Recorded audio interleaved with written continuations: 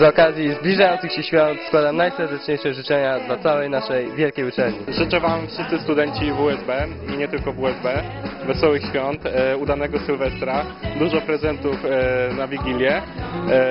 No przede wszystkim ten Sylwester musi być obfity, dużo wódki, a co idzie za tym 1 stycznia małego kaca.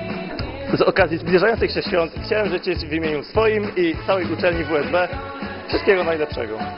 Wesołych świąt! Życzymy dużo prezentów, pysznej wigilii, śniegu za oknem. Zdrowia, szczęścia i rodzinnych, udanych świąt. Ho, ho, ho!